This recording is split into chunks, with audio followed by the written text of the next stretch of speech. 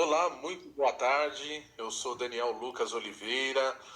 Estamos aqui iniciando mais um Grita São Paulo Entrevista e temos um convidado muito especial. É o professor Dr. Júlio César Sanches. Ele é advogado, mestre, doutor, escritor, assessor, procurador municipal e coordenador de pós-graduação e cursos preparatórios.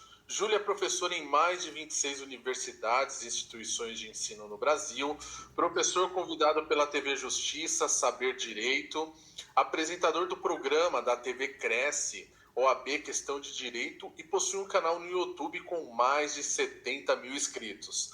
Eu até brinquei com ele um pouquinho antes do programa aqui, e falando com ele aqui, Dr. Júlio, como viver com todas essas atribuições? Realmente tem que ter uma equipe muito boa, é fundamental, e também respeitar a agenda, né? Ter uma metodologia, tentar ser disciplinado, né? Não dá para ser toda hora, todo momento, mas seguir a agenda é fundamental para poder dar conta e com qualidade, com excelência, que é o principal, né? É isso aí, doutor. Doutor, passamos um momento de transformação. Eu acredito que a questão da pandemia trouxe grandes desafios, muitos desafios para o setor, né? E nessa nossa introdução, eu gostaria que o doutor falasse um pouco desses desafios, as dificuldades, né? Como tem sido essa novidade para o próprio setor imobiliário? O direito imobiliário, né, que é um direito fundamental para o mercado imobiliário, em época de pandemia, eu costumo dizer que cresceu muito e foi reconhecido de fato. Muitas vezes o direito imobiliário, principalmente na graduação de direito, ele é esquecido. Ele é estudado como um direito civil. Mas o direito imobiliário ele tem princípios e conceitos próprios. E em época de pandemia ele fica notório, porque nós temos diversas situações.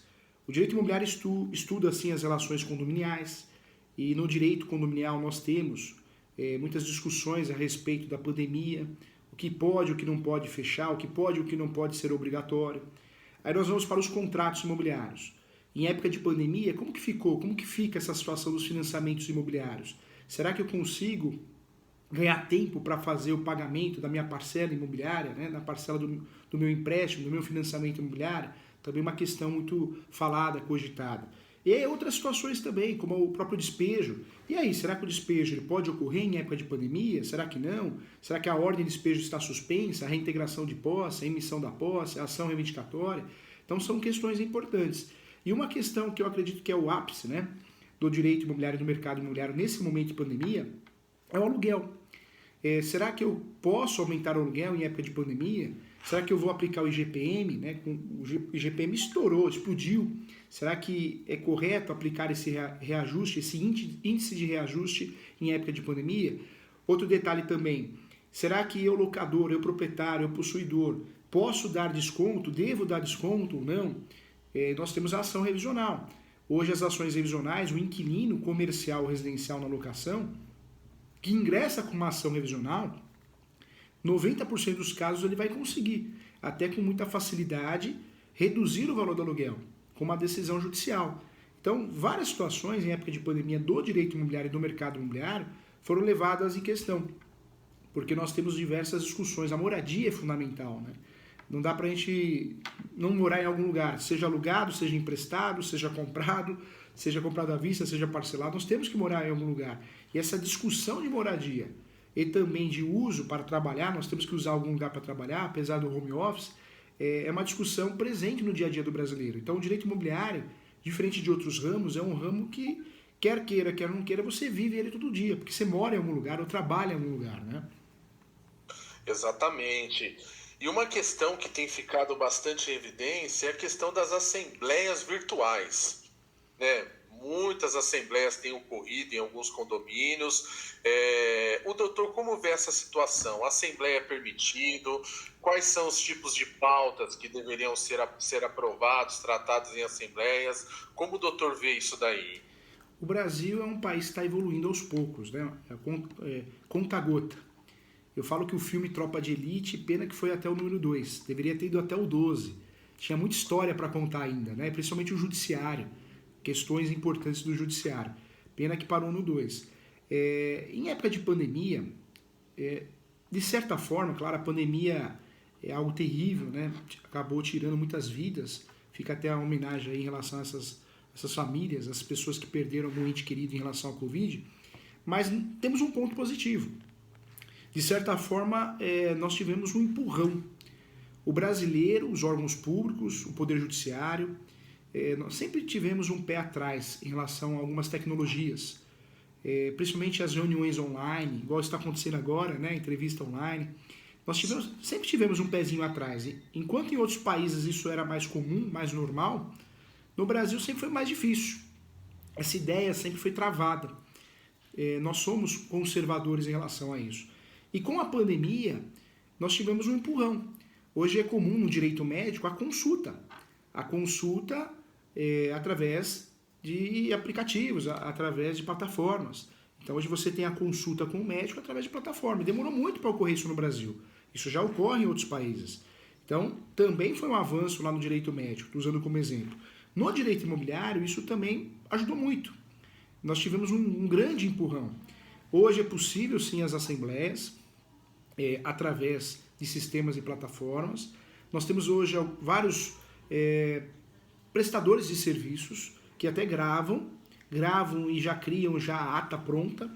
Então é um avanço também para os síndicos. Além de ser uma segurança, para o síndico é uma proteção em relação à sua responsabilidade civil, sua responsabilidade criminal, para o conselho também. E isso vem acontecendo também em outras situações, né?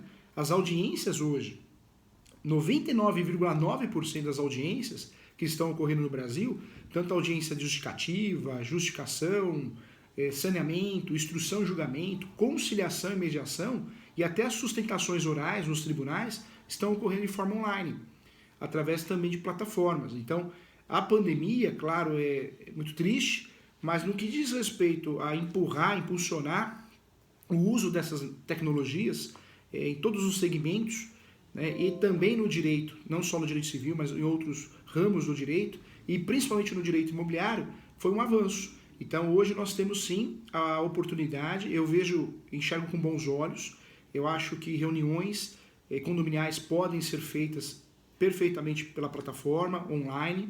Isso é seguro em época de pandemia, pós-pandemia, esperamos que chegue isso logo, após a pandemia, que todo mundo tome a vacina, mas de fato é um avanço. Você deixa de gastar tempo, gasolina, álcool, combustível, né? Você consegue ter mais tempo para você, para sua família, é mais seguro, né? Você está dentro de casa, você não vai ser assaltado.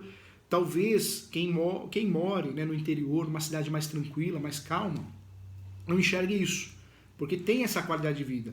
Mas para quem mora em grandes metrópoles, sabe do trânsito, sabe dos riscos de furto, assalto, né, a falta de segurança jurídica, a falta de segurança pública que nós temos, sabe que esses meios são eficazes, são importantes. Já tive a oportunidade de participar de pelo menos umas 12 assembleias condominiais através de plataforma, usando sistemas diferentes, alguns gratuitos, outros pagos, e foi perfeito, foi muito bacana. Conseguimos até terminar antes da hora, né, que quando você tem uma reunião presencial, uma assembleia, muitas vezes ela se estende, passa de 2 horas, 3 horas, vai embora, porque assunto não falta.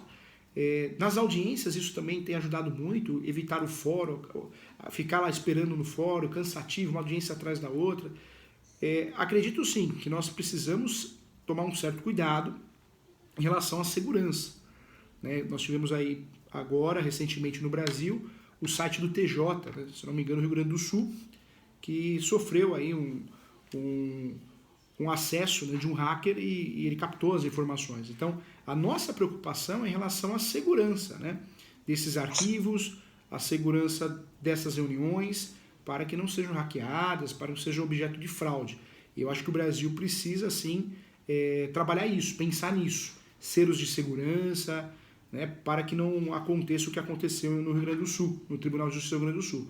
Mas que é realmente um grande avanço, sem dúvida nenhuma. Enxergo com bons olhos, enxergo como realmente uma qualidade profissional, gerando qualidade de vida para quem participa daquela situação, daquela reunião, daquela aula, né? Exatamente. E nós temos percebido também, doutor, a questão dos conflitos que tem gerado, que muitas casas viraram um local de um trabalho home office. E em alguns locais, no mesmo edifício, ou em casas mesmo, em vídeos na internet, nós vemos muitos conflitos relacionados à construção, não é verdade? Então a pessoa trabalha em casa, muitas vezes está numa reunião, o martelo bate em cima, o barulho excessivo. E como que tem lidado essa questão? Como o doutor falou, tem muito para avançar, mas esses conflitos, como ele tem chegado, como o doutor tem visto essa questão? Alguns pontos, né? Eu trago o exemplo aqui, o celular. O celular ele foi diminuindo com o tempo. Foi diminuindo, diminuindo. Quem tinha o celular menor era aquele que tinha mais condições financeiras, era aquele que tinha o celular mais atualizado. Com o passar do tempo, o que aconteceu? O celular foi, a partir do momento que ele virou um computador, né? Ele foi aumentando. Hoje todo mundo quer ter um celular um maior que o outro, né? Porque virou um verdadeiro computador. Então são as mutações que acontecem, né? Em todas as esferas, né? Com a pandemia, também nós já temos uma mutação, uma mudança de pensamento. O brasileiro, ele deixou de querer morar naquele imóvel grande, onde ele tinha uma despesa maior para limpeza, manutenção, segurança, e ele cada vez mais foi reduzindo, foi morando em espaços menores. Não só morando, residindo, como trabalhando, né, nesses estúdios. E o que a gente já vê nesse mercado imobiliário? A grande mudança. Que com a pandemia nós aprendemos que muitas vezes nós vamos ter que trabalhar dentro de casa. Então nossa casa não pode mais ser tão apertada assim, tão pequena assim. E hoje os novos projetos, já tive acesso, eu que advogo muito para construtora também, cartório, tendo acesso a muitos projetos, topografias, né, plantas, memoriais descritivos, conversando com um aluno, com outro da pós, eu percebi que nós já temos uma grande mudança, uma grande mutação daqui para frente. Então, os novos empreendimentos imobiliários, nós já temos sim a criação de uma sala para trabalho, a sala do home office, uma sala exclusiva que você consegue fechar a porta para trabalhar, pequena, mas tem. E também a mutação, não é só na compra e venda nos empreendimentos novos, né? Pessoas estão entregando sim imóveis pequenos, que elas moram, residem, apartamentos, e voltando a morar em casa.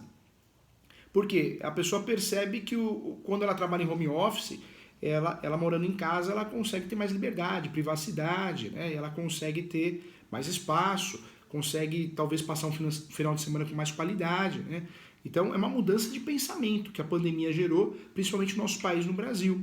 E isso vai gerar impacto em anos e anos, né? Em relação ao condomínio, o que nós temos, é o segundo ponto. Muitas convenções e regimentos internos dos condomínios, eles são copia e cola da internet. Eu, como advogo para construtora e incorporadora também, normalmente nós, quando vamos fazer o registro da incorporação, nós pegamos lá aquele modelo padrão de convenção, regimento interno, e entregamos aquilo, né, para os devidos efeitos registrais. E qual que é o problema disso? Muitos síndicos, não tendo essa informação, eles acabam deixando de lado a convenção. Então, a convenção condominial e o regimento interno é aquela convenção de anos, 10, 15 anos atrás, 20 anos atrás. Isso é ruim. É ruim porque é uma convenção condominial totalmente desatualizada, é um regimento interno totalmente desatualizado. Então, hoje, o síndico que está mais ligado, né, no mercado imobiliário, diante da pandemia, o que ele tem que fazer e ele está fazendo? Ele está, sim, procurando profissionais que trabalham com atualização de convenção condominial e está readaptando essa convenção. Pega aquele copia e cola muito mal feito, que talvez tem menções aí de situações que não existam na prática naquele condomínio, e está atualizando. Então, qual que é o cenário que nós temos hoje? Muitas convenções condominiais não falam nada, elas são omissas. Porque na época que foi feita a incorporação, isso há 20 anos, 15 anos, há 5 anos, não precisa ser tão distante não, essas convenções não falavam, não esclareciam situações de home office. Isso não existia. Então hoje o síndico ele tem essa dificuldade, porque nós não temos uma regulamentação na convenção. Então fica aqui a dica, fica aqui o pedido, né, para que os síndicos profissionais ou síndicos moradores façam essas atualizações. É um trabalho muito importante, eu diria que extremamente necessário atualmente, porque o home office tem que ser regulamentado. O home office ele tem que ser regulamentado, por quê? Porque alguns serviços, sim, você consegue trabalhar em casa. Então, talvez você gravar vídeos, né, participar de reuniões, vender algo por telefone, trabalhar de forma intelectual. E agora, aquele que precisa cortar um pedaço de madeira, né, aquele que faz barulho, talvez, será que dá para trabalhar home office? Já não dá, né? Já Verdade. não dá porque vai incomodar o vizinho, né? E qual que é o alicerce do direito de vizinhança no Brasil? É os 3 S's, né? De forma bem didática. O que é direito de vizinhança no Brasil, professor Júlio? Os 3 S's. Saúde, segurança e sossego. Quando eu posso processar um vizinho? Quando eu posso ser processado por um vizinho? Quando eu posso processar o condomínio ou o condômino, né? Ou vice-versa? Quando existe uma afronta aos 3 S's, que é a saúde, segurança e sossego. O home office, se ele interfere, se ele afronta o sossego, pronto. Já existe aí um problema, uma anormalidade. E isso pode parar no judiciário. Então, como evitar isso? Então fica a dica novamente aí para os síndicos, né? Se você é síndico profissional, síndico morador, não tem jeito, você vai me desculpar, mas o que você tem que mexer para ontem, já tinha que ter feito, né? Mas se não fez, dá para fazer ainda, mas correndo com urgência, é a atualização dessa convenção condominial, onde você vai criar de fato o home office dentro dessa convenção condominial, do regimento interno, e limitar até onde pode chegar. Olha, serviços intelectuais podem ser feitos home office, serviços que geram barulho acima de tal, né, grau, já não pode. Tem que limitar isso, até para que o síndico tenha o quê? Uma fundamentação para poder aplicar uma advertência verbal, uma advertência por escrito, uma multa. Então o cenário hoje, diante do home office, é uma confusão danada, porque as convenções são copia e cola da internet, são copia e cola lá da incorporação, ninguém se preocupa em atualizar, porque acha que é bobagem, acha que vai gastar, mas é algo essencial para que o síndico consiga trabalhar e não acabe perdendo a mão, né, em relação aos condôminos. Então, muito importante essa atualização, que é feita com facilidade. Atualiza, vai no cartório de registro de imóveis e a verba. Pronto, a verba está atualizada, né? Prevalece a última, a que foi atualizada. Mas, muitas vezes, por falta de conhecimento, os síndicos, os moradores, os condôminos não sabem disso. Perfeito, doutor Júlio. Doutor Júlio, tem uma questão importante, falando em condomínio, eu gostaria de saber o entendimento do doutor. Nós sabemos que a previsão orçamentária do condomínio, né, e as contas sempre do ano anterior, elas devem ser aprovadas. Mas sabemos que o número de desemprego, pessoas desempregadas aumentou, mas, infelizmente, ainda existem condomínios levando questões como pintura de prédio, querendo arrumar fachada, coisas que vão onerar um dinheiro ainda maior para aquele condômino que já deve.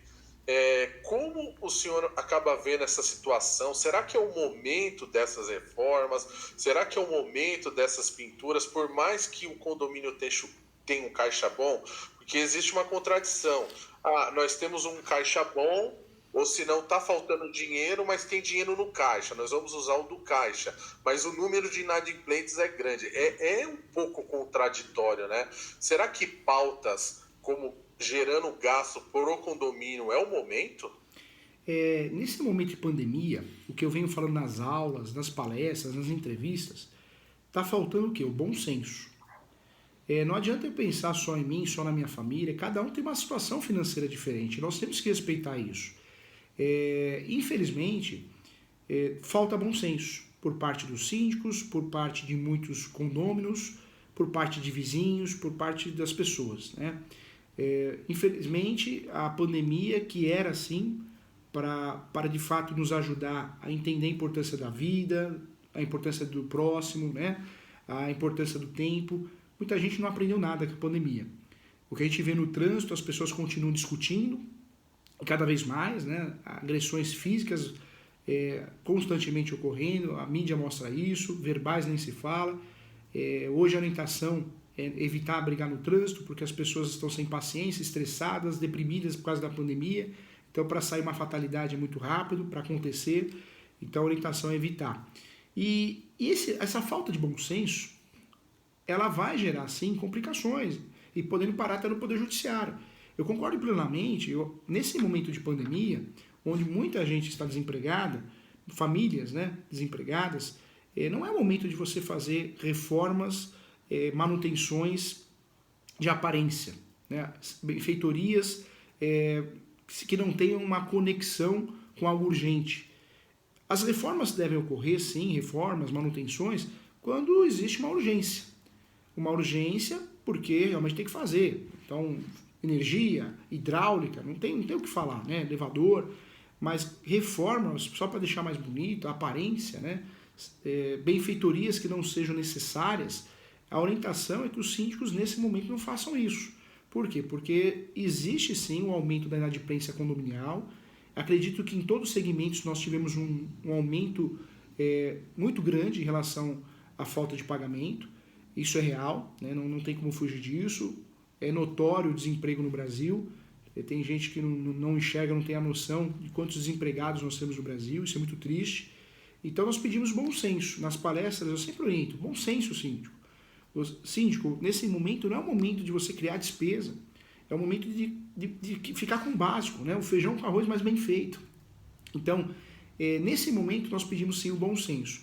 Infelizmente, quando acontece isso, quando o síndico leva para uma assembleia e essa manutenção, mesmo não sendo uma manutenção de reparação, reparatória, se for aprovado, né, infelizmente, não existe uma medida judicial que o condomínio possa fazer.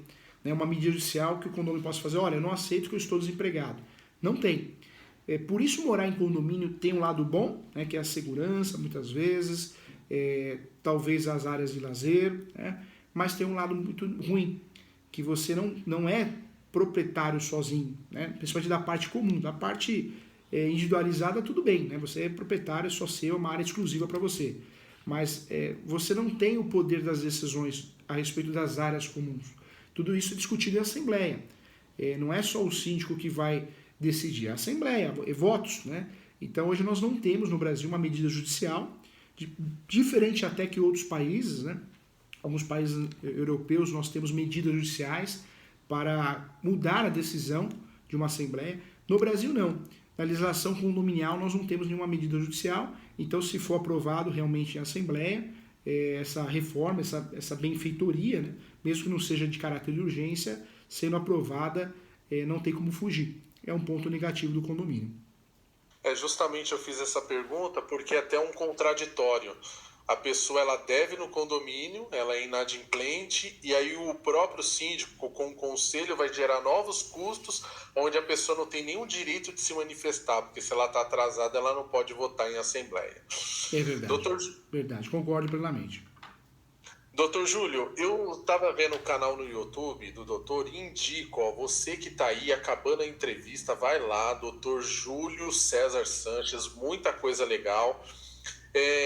O que eu gostei nos vídeos que eu vi é que sempre quando são temas polêmicos, o doutor no finalzinho sempre dá uma esperança, tenha calma, procura resolver esse problema, esse momento de dívida vai passar. Eu achei isso muito humano, muito legal mesmo. E vamos falar de muitas pessoas que estão nos vendo e às vezes estão desesperadas com seu financiamento atrasado. Isso eu tenho certeza que tira o sono de muitas pessoas. A pessoa, aquele sonho que ela cultivou por muitos anos, ela vê cada vez mais próximo de se perder. O que fazer neste momento de desespero? O que eu oriento, né, em relação ao financiamento imobiliário? É triste, mas muita gente vive da desgraça do próximo, né? E o problema é que são estelionatários. A gente tem acesso, acho que qualquer pessoa, com facilidade, à televisão, à rádio. E nas rádios, nas televisões, nos canais de TV, a gente vê muita propaganda.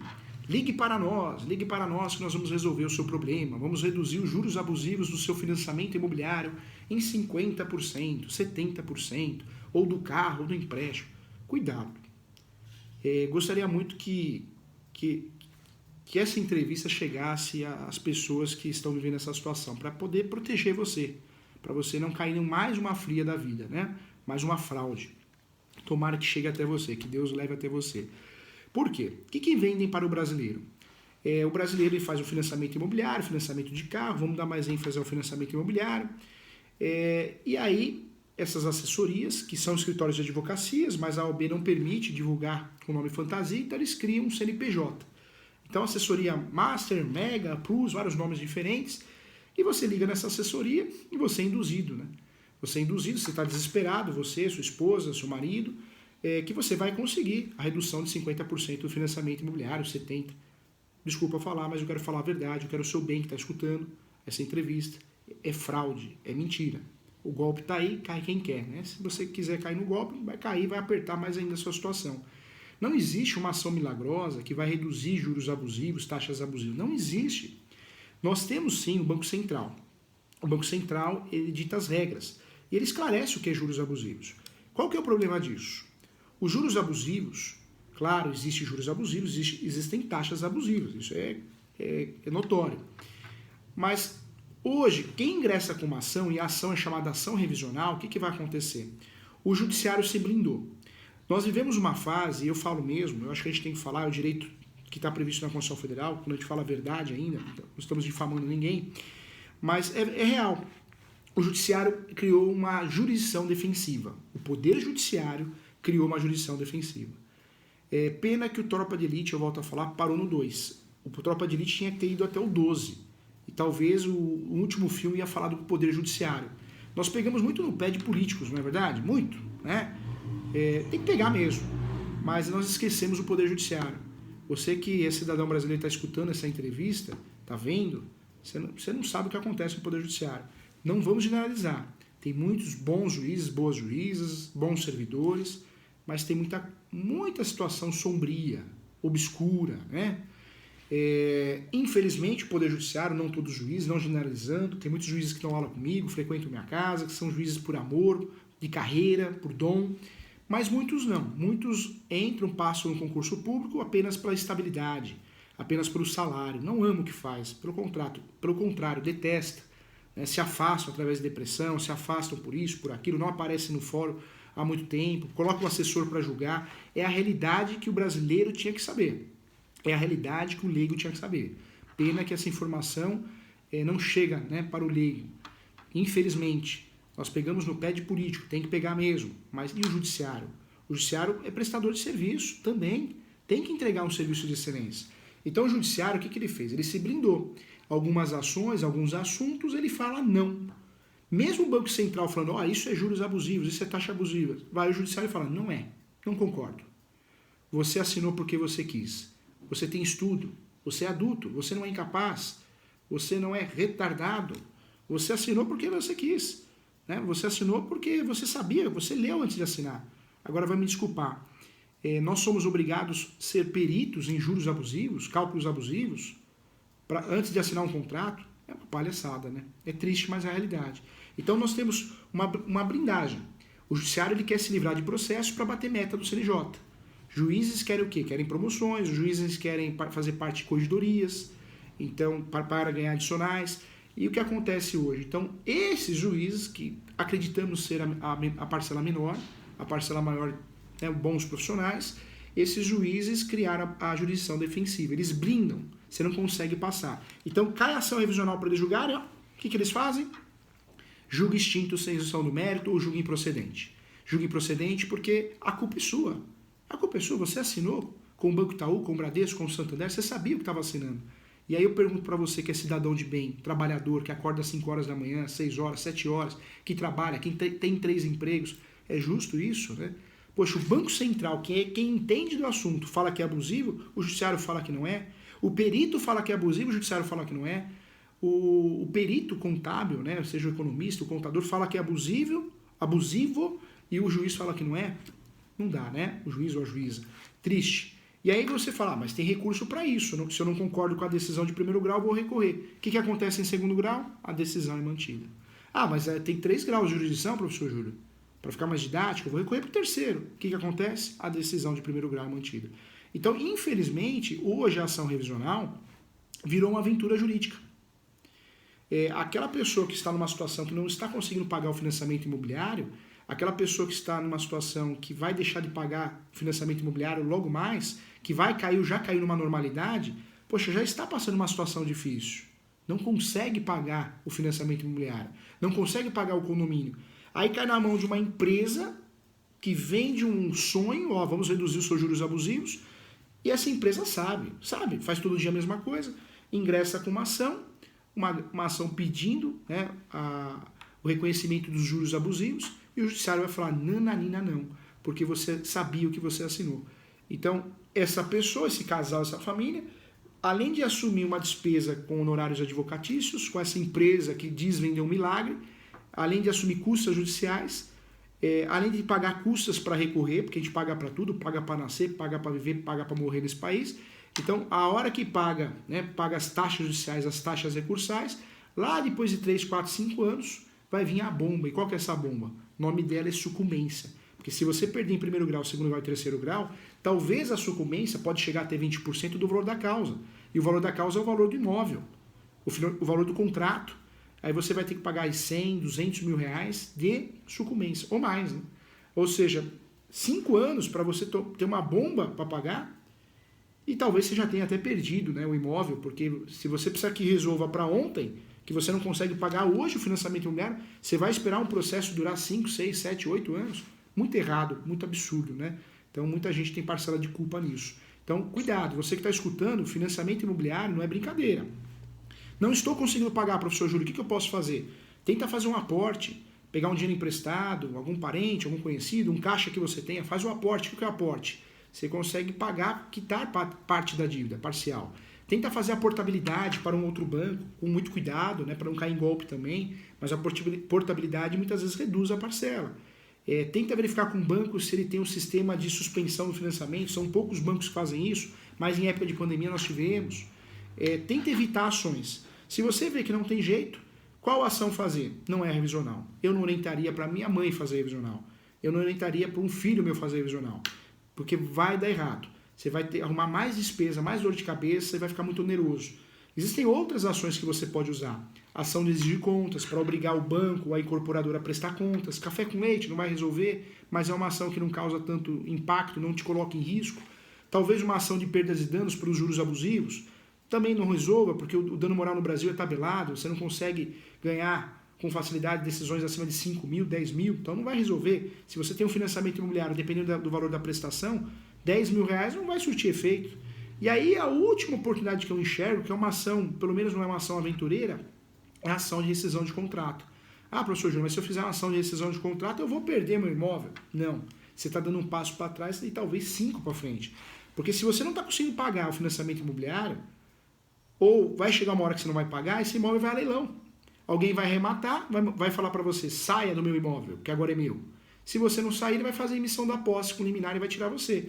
Então você pode se antecipar tudo isso, a esse sofrimento, a sucumbência, fazer uma ação de rescisão de contrato e pedir a devolução dos valores pagos, que pode chegar a 70%, 80%, 100% em alguns casos, né, atualizado, e começar uma vida nova, num outro local, num outro imóvel. Então hoje, cuidado. A minha orientação seria o quê? Tentar resolver amigavelmente, através de portabilidade, através da conversão. Quando eu pego um financiamento de uma construtora e quero passar para um banco, é conversão, o nome não é portabilidade. Não dá para resolver assim? Então eu vou pensar no quê? Nas ações. Mas dessas ações, de 4 ações que eu falei, cuidado com a revisional que pode te levar para o buraco. Exatamente. E ouvindo o doutor agora trazendo para a razão, acho que é muito sério pensar muito bem antes de entrar em financiamento, não é, doutor? Verdade. Porque realmente é algo muito sério. Doutor... É algo que venderam para nós, né? Na verdade, os nossos pais, os nossos avós venderam para os filhos, para os netos, e se a gente não tomar cuidado, a gente vai continuar vendendo isso, essa filosofia que só é feliz quem tem a casa própria. Ah, você só é bem-sucedido, você é jovem, solteiro, solteira. Não, você só é bem-sucedido se você tem a casa própria. Então todo mundo fica com isso na cabeça, né? Então, ai meu Deus do céu, eu não sou bem-sucedido. Para com isso. A felicidade não está em morar de aluguel ou morar no seu imóvel próprio. A felicidade está em você viver bem. Talvez você não tenha o seu imóvel próprio, mas você conseguiu fazer kitnets e você tem uma receita que você mora onde você quiser. Eu nunca vou esquecer um cliente que ele falou assim para mim, professor Júlio, eu nunca vou querer minha casa própria. Eu falei, mas que isso? Por quê? Porque eu tenho uma receita de alguns imóveis que eu consegui construir na minha vida, que eu tenho um rendimento de 10 mil. Ou seja, sabe onde eu vou morar? Onde eu quiser. Eu faço contrato só de 12 meses. Se eu não gosto da rua, do bairro, tem muito barulho, eu mudo. Sabe onde ele mora hoje? Em Copacabana, em frente à praia. Né? Claro, são situações diferentes, né? Mas talvez esse raciocínio não esteja tão errado, né? E o brasileiro ele tem aquilo, né? Mas eu estou pagando o que é meu. Seu não. Se você deixar de pagar uma parcela, o banco vai lá e fala, devolve meu imóvel aí, vai para leilão, não é isso? Então acho que nós Exatamente. precisamos viver mais leve, de forma mais leve, né? Parar de achar que o sucesso é ter um carrão. É que nem eu escuto, né? Professor Júlio, advogado bom. Tem muitos cursos de mentoria na advocacia, mentoria, gestão de escritório. Advogado bom tem que ter carrão. Mentira! Se pegar em São Paulo, a gente anda de táxi, de Uber, de metrô. Né? Acho que um cliente nunca viu meu carro e nem vai ver, porque na verdade eu guardo na garagem, fica escondido. Então não é o carro que vai fazer a diferença. Eu acho que tem muita groselha que a gente escuta em todas as profissões e que nos torna o quê? Uma pessoa totalmente materialista, né? E esse é o problema, e é onde a gente entra em uma verdadeira fria, né? Exatamente. O doutor, e tem um detalhe isso daí do financiamento, só para a gente pular para outro tema aqui. O interessante é como os bancos, mesmo em pandemia, têm batido recordes de faturamento. Verdade. Então isso mostra, né, o agravamento dessa situação, e até peço desculpa pela expressão, eu costumo falar que esses bancos são carniceiros, tanto que eu sou total apoio desses bancos digitais que estão aí para fazer a diferença e estão fazendo a diferença. O doutor falou de contrato. Quais são os riscos desses contratos, principalmente de aluguel de boca? Não é? Tanto para a parte do que aluga, quanto aquele que vai alugar. É um problema esses aluguéis de boca, doutor? O financiamento imobiliário é regido pela alienação fiduciária, que é um contrato terrível, né? Só vê o lado do banco. Na locação, a locação, a Lei 8.245 de 91, que é a lei do inquilinato, que foi alterada pela Lei 12.112 de 2009, é a legislação brasileira que trata da locação de imóveis. Nós temos outras legislações também, como o Código Civil e também o Estatuto da Terra. Nenhuma legislação nós temos um artigo que obrigue que o contrato de locação seja escrito. Ele é permitido fazer ele de forma verbal. Mas vamos ser sinceros, é um contrato muito complexo. A relação locatícia, tanto comercial, residencial, por temporada também, na temporada existe sim a obrigação de fazer por escrito. Fazer um contrato verbal, de boca, é muito perigoso. Nós temos muitas regras, né? A lei do inquilinato é uma lei que tem mais de 80 artigos. O Código Civil tem vários artigos de locação, o Estatuto da Terra, uma lei também cumprida. Ou seja, fazer um contrato de locação verbal em qualquer segmento, tirando de lado temporada que é obrigatório fazer por escrito, é um erro absurdo. É um erro absurdo porque a relação locatícia ela é complexa, né? A relação locatícia ela tem muitos detalhes. Pouca gente conhece, mas nós temos vários crimes na locação. Você cobrar aluguel antecipado, fora, né, exceção um aluguel por temporada, é crime. Você cobrar luvas para renovação de contrato, está cheio de galeria fazendo isso, é crime também. Então nós temos vários crimes previstos na lei do inquilinato que nós não damos atenção. Muita gente não sabe. Responsável do fiador. O fiador, muitas vezes ele é fiador e o coitado assina um contrato, mas ele não limita a responsabilidade dele no contrato. Ele poderia ter limitado até 5 aluguéis, até 10 aluguéis. Olha o fiador conseguindo ter uma proteção. Né? Muito fiador induzido a erro por imobiliárias, advogados, ou por falta de conhecimento, ele assina um contrato de locação onde tem a inversão da responsabilidade. O fiador tem a responsabilidade do quê? Subsidiária. Eu cobro os inquilinos, depois eu cobro o fiador.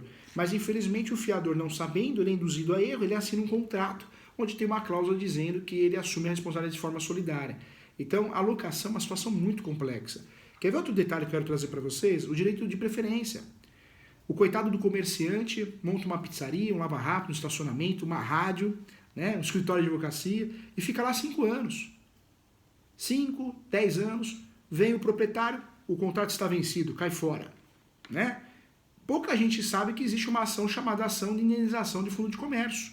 Se você ficou 5 anos no imóvel, 3 anos na mesma atividade, você pode processar o locador e falar, eu quero uma indenização. Você não quer seu ponto de volta? Eu quero uma indenização, eu perdi meu ponto comercial. Então, são poucas informações que o brasileiro tem acesso, né? Por isso o brasileiro é tratado do jeito que é tratado. Então, por isso nós temos que fazer isso que nós estamos fazendo agora, levar conhecimento ao brasileiro. Voltando no direito de preferência. Quando nós temos direito de preferência, de verdade? Quando nós temos um contrato escrito com uma cláusula chamada cláusula de vigência ou reserva. Poderia ser uma cláusula de proteção ao direito de preferência. E esse contrato de locação tem que ser o quê? Tem que ser averbado na matrícula do imóvel alugado. Todo imóvel tem uma matrícula, é o RG. Quando eu alugo o apartamento, ele tem essa matrícula, esse RG. O correto é eu exigir ao locador, à imobiliária, que esse contrato de locação seja averbado na matrícula do imóvel que eu aluguei, que eu vou morar, que eu vou abrir comércio. Por quê? Porque aí sim eu tenho o direito de preferência, de verdade. Ele é público. Se eu não tenho isso, nem a cláusula, nem a averbação no próprio contrato, eu não tenho direito de preferência. Eu vou perder meu restaurante, meu lava-rápido, minha rádio, meu posto de gasolina, porque não tem direito de preferência em discussão. Não é notório o fato. Então, são informações que a gente deveria aprender aonde? Lá na escola, né, gente? Eu acho que direito, Verdade. não é verdade? Direito do consumidor, direito constitucional. As escolas deveriam ensinar noções de direito para que a gente pudesse nos ajudar a nossa família, né, pais, filhos. O ensino brasileiro tinha que ser mais forte, né, gente? Exatamente. Inclusive fazer isso que o doutor está fazendo, compartilhando conhecimento. Quem ensina é o que mais aprende, não é, doutor Júlio? É verdade, Nós é estamos, verdade. e nós estamos aqui aprendendo hoje. Tem uma pergunta do João Carvalho, de Itapecerica da Serra, que eu vou emendar com outra aqui também, que já tem em nossa pauta. O condomínio pode manter fechadas as áreas comuns fora da fase vermelha sem ter definido isso em assembleia?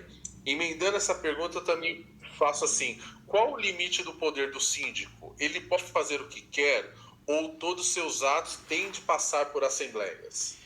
O síndico, começando da segunda pergunta, o síndico ele tem o poder de gestão. O que é o poder de gestão? Ele pode contratar, demitir, dar advertência verbal por escrito, multa. Então, é o poder de gestão. O síndico ele não pode se sentir dono, né, do prédio. Tanto do prédio comercial, residencial, não interessa a classificação desse condomínio.